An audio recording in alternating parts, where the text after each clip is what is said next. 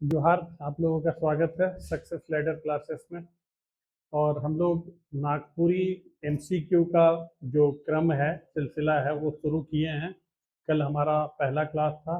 आज हम लोग फिर उसका सेकंड क्लास ले रहे हैं और हम लोगों की कोशिश होगी कि ये क्लास हम लोगों का रेगुलर चले। तो शुरू करते हैं आज से।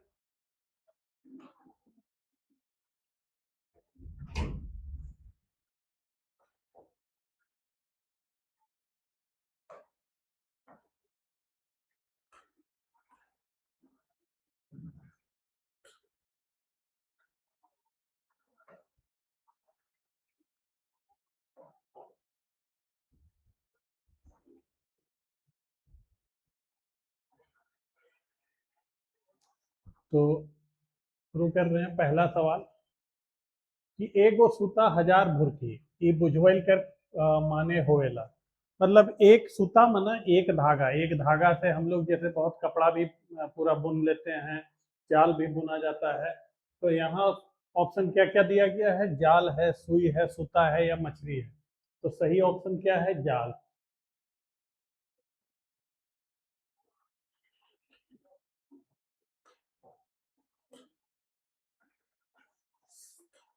सही उत्तर हुआ जाल। मतलब एक वो सूता, मतलब एक धागा से, धागा से ही हम लोग जाल, मछली मारने वाला आप लोग देखते हैं कि मछुआरा लोग के पास में जो जाल रहता है वो धागा से ही बुना जाता है। तो उसमें देखते हैं कितना सारा छिद्र होता है जिससे पानी निकलता है और मछली फंसती है। तो एगो सूता हजार भुरकी, ये हो गया। अब हम लोग अगले सवाल पे आते हैं।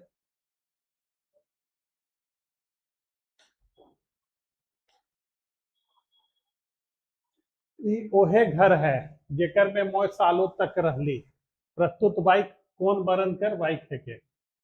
यह वही घर है जिसमें मैं सालों तक रह ली, जिसमें वह वर्षों तक रहा। ये जो वाक्य है प्रस्तुत कि यह वही घर है जिसमें मैं वर्षों तक रहा, ये वह घर है जेकर में मैं सालों तक रह ली। तो ये जो वाक्य है, ये कैसा वाक्य है? सरल वाक्य है, मिश्र वाक्य है, उपवाक्य है या संयुक्त वाक्य है? तो सही उत्तर क्या होगा कि ई ओहे घर है जेकर में मैं सालों तक रह ली। ये जो है मिश्र वाक्य का उदाहरण है। तो सही उत्तर क्या हुआ? B, option B.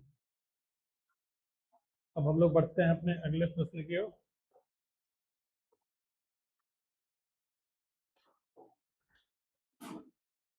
प्रकीर्ण, प्रकीर्ण का अर्थ होता है बिखरा हुआ, छितराया हुआ। तो जो बिखरा हुआ छितराया हुआ साहित्य है, तो बिखरा हुआ छितराया हुआ साहित्य में कौन कौन आता है? तो मुहावरा आएगा, लोकोक्ति आएगा, बुझवैल आएगा। ये सब हम लोगों के समाज में हजारों सालों से इन सब लोकोक्ति मुहावरा का प्रयोग समाज जो है वो करता आ रहा है। लेकिन कहीं एक जगह इसको स्टोर करके रखा नहीं जा सका है। ये बिल्कुल बिखरा हुआ है, छितराया हुआ है साहित्य। तो प्रकृत साहित्य कर कौन भाग मनुष्य कर मुख से अचके साधारण ढंग से बातचीत कर माजे कखन कखन सहजे निकल जाय कहे मुश्किल है। प्रकीर्ण साहित्य का वह कौन सा भाग है जो मनुष्य के मुख से अचानक, मतलब बातचीत के क्रम में कभी ना कभी वो निकल जाता है? तो वो कौन सा है? सही उत्तर क्या होगा? ऑप्शन ए, कहावत और मुहावरा। कहावत और मुहावरा, क्योंकि लोकगीत, लोक कथा ये प्रकीर्ण साहित्य में नहीं आता है। इनका साहित्य बहुत समृद्ध है, लोकगीत और लोक कथा का। तो सही उत्तर हुआ कहावत और मुहावरा। अब हम लोग आते हैं अगले प्रश्न पे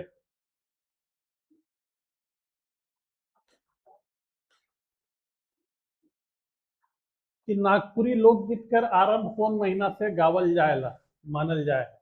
कि नागपुरी लोकगीत, नागपुरी लोकगीत की शुरुआत साल के किस महीने से होती है? अगर जैसे अंग्रेजी में जनवरी का महीना से साल की शुरुआत होती है, तो हिंदी में जो हिंदी मतलब के अनुसार जो हुआ, हिंदू धर्म के अनुसार जो हुआ, उसमें कौन से महीने से साल की शुरुआत होती है? तो चैत, जिसको चैत्र भी कहते हैं। तो नागपुरी लोकगीत को गाने का आरंभ साल के किस महीने से होता है? तो चैत के महीने से नागपुरी लोकगीतों को गाने का शुरुआत होता है, आरंभ होता है।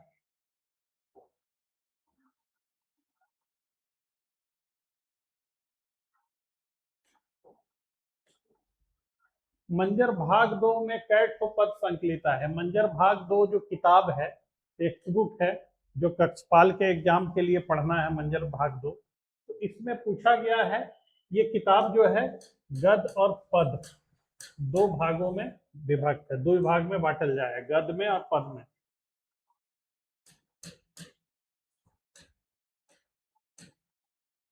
गद्य और पद्य दो भागों में बांटा गया। तो यहाँ पूछ रहा है कि मंजर भाग दो में कै ठो पद संकलिता है, कितनी कविताएं दी हुई हैं।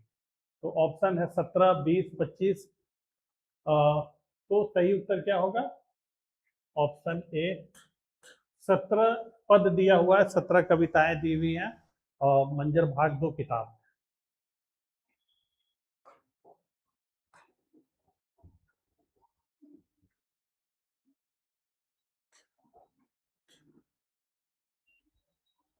तो अगला सवाल, करे धरे मंगरू खाएक बेरा चमरू, कर अरत कोयला। मतलब काम कोई करे और उसका फल आके कोई दूसरा खाए, उसी के बारे में बोला जा रहा है यहाँ कि करे धरे मंगरू, मंगरू नाम के व्यक्ति सारा काम वाम कर रहा है, और खाए के बेरा चमरू, और चमरू नाम के व्यक्ति आके खाना खाने के टाइम में खा के चला जा रहा है। क्या अर्थ क्या है?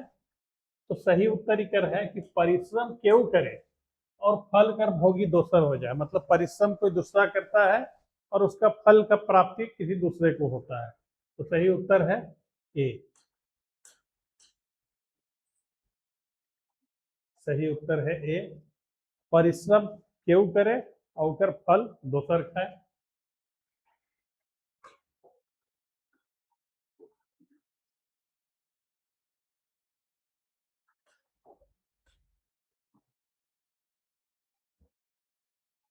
तो पीटर शांति नौरंगी, पीटर शांति नौरंगी पादरी हुआ करते थे, और उसके अलावा नागपुरी की इन्होंने बहुत सेवा की। नागपुरी में इनका व्याकरण और भी किताबें हैं।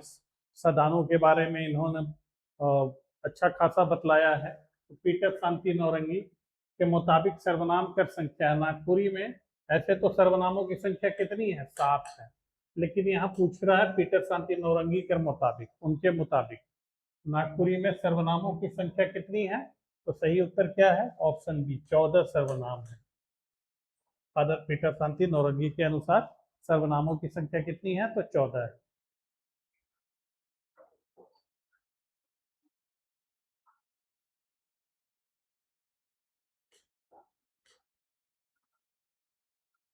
और यह एक समान अर्थ वाला शब्द है। ओरियाक कर समान अर्थ वाला, समान। ओरियाना का मतलब क्या हो गया? किसी चीज को अरेंज करना, किसी चीज को व्यवस्थित करना। तो उसी का समान अर्थ वाला शब्द कौन सा है? सरियाक, अनसुआक, पसराक या फरियाक। फरियाक मतलब हुआ किसी चीज का हम फरिया लिए, उसको मामला सेटलमेंट को कर लिए, सेटल कर लिए। तो अब पसराक किसी चीज को फैला देना। अनसुआक किसी को एकदम इरिटेट कर देना। और सरियाक, तो सरियाक और ओरियाक दुयो एक ही शब्द है। ओरियाक का समानार्थी शब्द है सरियाक। तो सरियाक समान के सरियाक कोयला रोज आदमी के अपन घर में, तो सरियाक बोलक।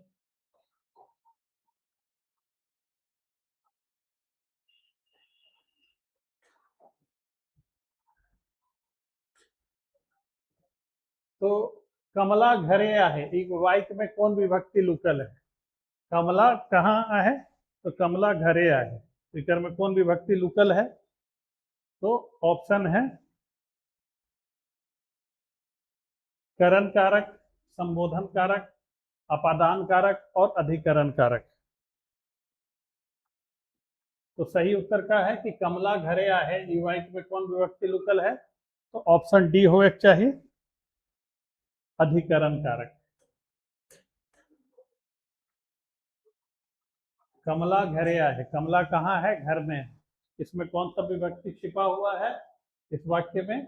तो अधिकरण कारक इसमें छिपा हुआ। कमला कहाँ है? आधार कर बोध हुए, कमला कहाँ है? तो घरे आहे, घर में है।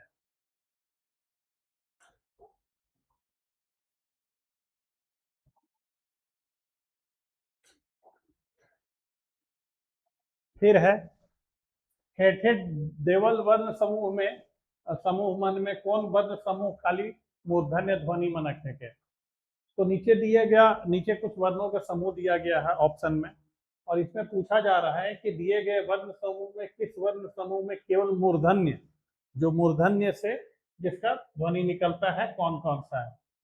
तो 4 ऑप्शन दिए हुए हैं, तो सही उत्तर क्या होगा? ट, ठ और ड। सही उत्तर हुआ ट, ठ और ड। ये जो है मूर्धन्य ध्वनि कहलाता है, ट, ठ, ड, ढ, न।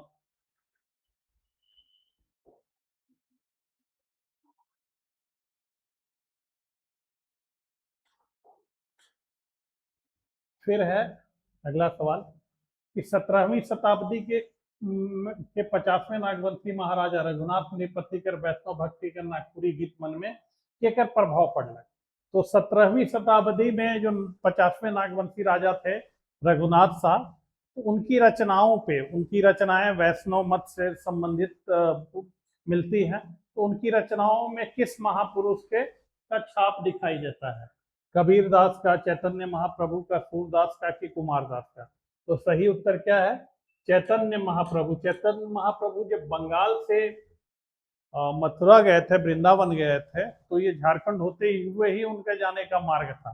तो अपने जाने के क्रम में कुछ समय के लिए यहाँ भी उन्होंने प्रवास किया था चैतन्य महाप्रभु ने। और उस समय के तत्कालीन जो शासक थे वो रघुनाथ शाह थे। तो उनकी रचनाओं पे चैतन्य महाप्रभु के वैष्णव मत का सर्वाधिक प्रभाव दिखाई देता है।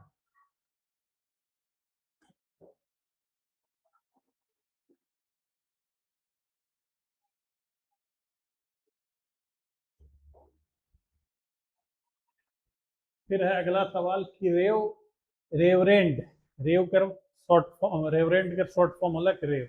तो रेवरेंड फादर हेनरिक फ्लोर कर लिखल कौन किताब है के? तो रेवरेंड फादर हेनरिक फ्लोर का लिखा हुआ इनमें से कौन सा किताब है? Notes on the Ganwari dialect of दगा छोटा नागपुर। तो ये तो नहीं है। कल इस किताब के बारे में बताया था कि नागपुरी का पहला व्याकरण इसी को माना जाता है। ये कब लिखा गया था? तो 1896 में। लेकिन यहाँ पूछा जा रहा है कि हेनरिक फ्लोर का लिखा हुआ कौन किताब है। तो नागपुरी सदानी बोली का व्याकरण, नागपुरी सदानी व्याकरण नहीं है। सही उत्तर क्या है? Language handbook Sadani.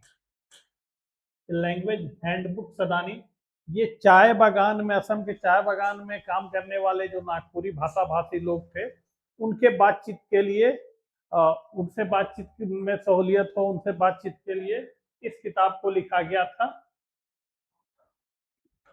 Language handbook Sadani.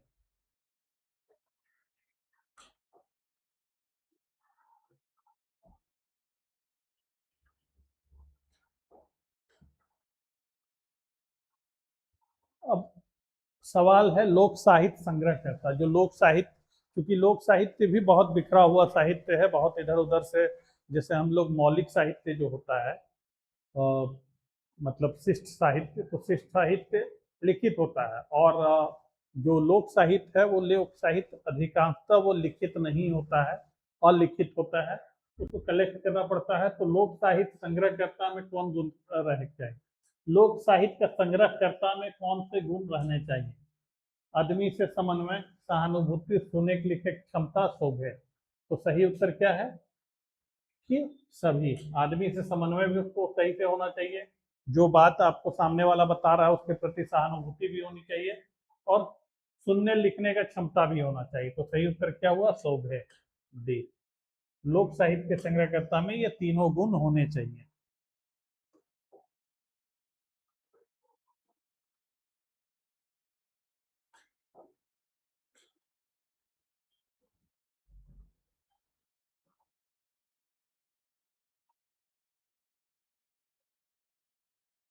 तो कर्ता कारक का सही कथन हुई, कर्ता कारक का सही कथन क्या होगा?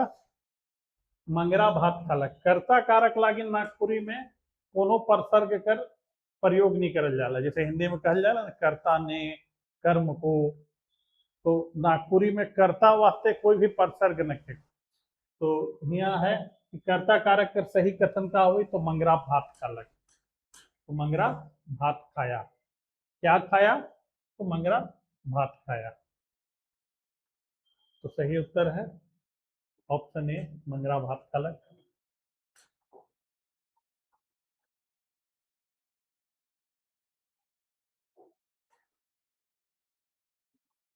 फिर है अगला सवाल कि नागपुरी भाषा उद्गम पर प्रफुल्ल कुमार राय का लेख कौन किताब में छापित है? नागपुरी भाषा के उद्गम पे प्रफुल्ल कुमार राय का लेख किस किताब में छपा है? तो उनका सोनझर भी उन्हीं का किताब है, रिंगचिंगिया भी उन्हीं का है। तो सही उत्तर क्या है? रिंगचिंगिया में नागपुरी भाषा के उद्भव विकास पे भी एक लेख इन्होंने लिखा है। तो सही उत्तर होगा रिंगचिंगिया। रिंगचिंगिया एक पेपला होता है, एक कीड़ा होता है, रंगीन कीड़ा, रंगीन पेपला, उसी को रिंगचिंगिया कहा जाता है। तो नागपुरी भाषा के उद्गम पे प्रफुल्ल कुमार राय ने लिखा। और नागपुरी में आधुनिक कहानी लिखने की शुरुआत प्रफुल्ल कुमार राय ने ही की थी।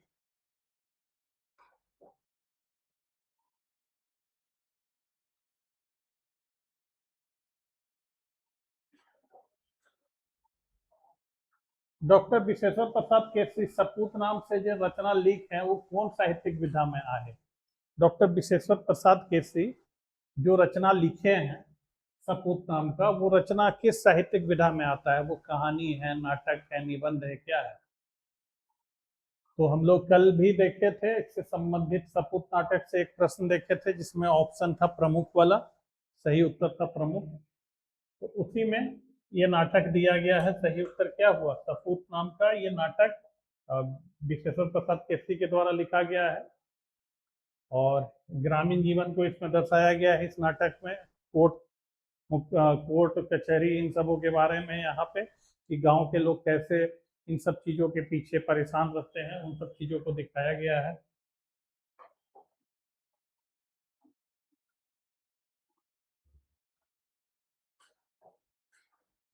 अब है दह में शोभलें एका तो मछली, आय रे जाल फेंकते मछली मर गेलें रे। ये गीत है, लोकगीत है कि दह में, दह जहाँ पे जलप्रपात भी बोल सकते हैं, दह जहाँ पे पानी पूरा ऊपर से आके एक ही जगह जहाँ पे गिरता हो। तो दह में शोभले एका तो मछली, हाय रे जाल फेंकते मछली मर गेले रे। प्रस्तुत गीत कड़ी में दह कर प्रतीकात्मक रूप क्या हो? तो दह का प्रतीकात्मक रूप क्या होगा? तो सही उत्तर है समाज। समाज में बेटी का शादी हुएला। तो दह में शोभले एका तो मछली, हाय रे जाल फेंकते मछली मर गेले रे। प्रस्तुत गीत कड़ी में दह का प्रतीकात्मक रूप क्या हुआ? तो समाज हुआ। तो सही उत्तर है समाज।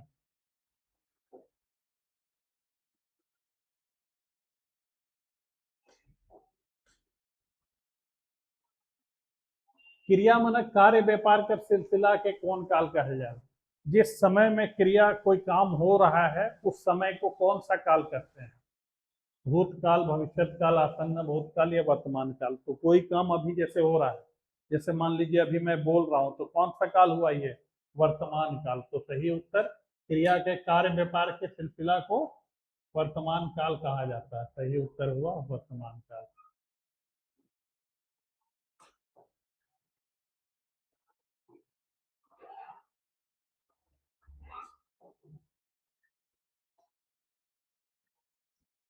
फिर है अगला सवाल कि कवि लाल लाल रणविजय नाथ सहदेव अपन रचना में केकर बात माने कर आह्वान करेगा? कवि लाल रणविजय नाथ सहदेव अपना रचना में किसका बात मानने का आह्वान करते हैं? कवि लाल रणविजय नाथ सहदेव झारखंड आंदोलन से जुड़े नेता भी थे ये, और शुरुआती दौर के ईमानदार नेताओं में इनकी गिनती होती थी, नेताओं में इनकी गिनती होती थी।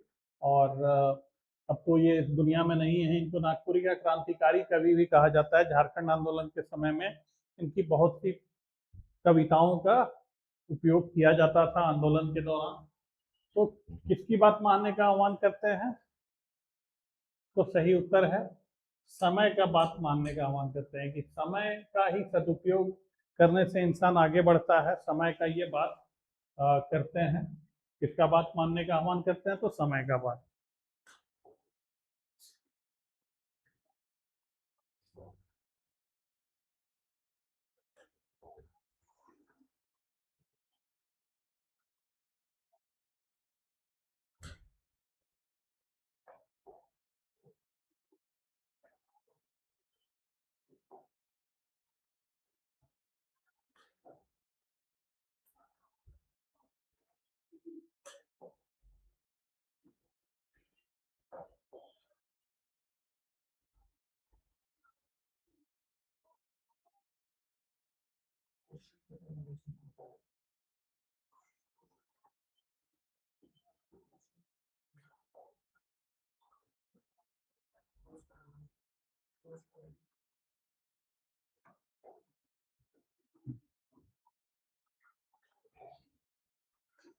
अब है अगला सवाल कि मंजर भाग दो में कवि चंद्रदेव सिंह, इनके शॉर्ट फॉर्म इनका नाम क्या है, सीडी सिंह।